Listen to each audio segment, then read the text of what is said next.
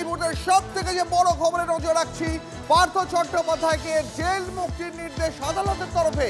প্রাক্তন শিক্ষামন্ত্রীর release order দিলেন বিশেষ সিবিআই আদালতের বিচারক। প্রায় 3.5 বছর পর অবশেষে জেল মুক্ত হচ্ছেন পার্থ চট্টোপাধ্যায়। জামিনে বেশ কিছু শর্ত দেওয়া হয়েছে। শর্ত, জমা রাখতে হবে 90,000 টাকা। সুপ্রিম কোর্টের আদেশ মতন সিবিআই এ দেওয়া 8 জন সাক্ষীর সাক্ষ্য গ্রহণ শেষ হওয়ার পরেই জেল মুক্তির নির্দেশ পার্থকে। বর্তমানে পার্থ চট্টোপাধ্যায় বাইপাসের ধারে একটি বেসরকারি হাসপাতালে চিকিৎসাধীন।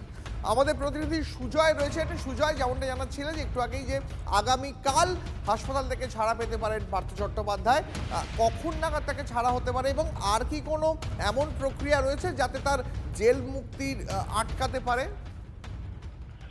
দেখো দীপ, প্রথমত যেটা পার্থ চট্টোপাধ্যায় ঘনিষ্ঠ মহল থেকে জানা যাচ্ছে যে তাকে আজকেই তারা হাসপাতাল থেকে রিলিজ করতে চাইছেন, অর্থাৎ হাসপাতাল থেকে যাতে ছেড়ে দেওয়া হয় সেই চেষ্টা করছে। তার কারণ এই মামলায় পার্থ চট্টোপাধ্যায়ের জেল থেকে বেরোতে আর কোনো বাধা নেই। পার্থ চট্টোপাধ্যায় বর্তমানে জেল প্রেসিডেন্সি জেল হেফাজতে বাইপাসের একটি বেসরকারি হাসপাতালে চিকিৎসাধীন রয়েছে।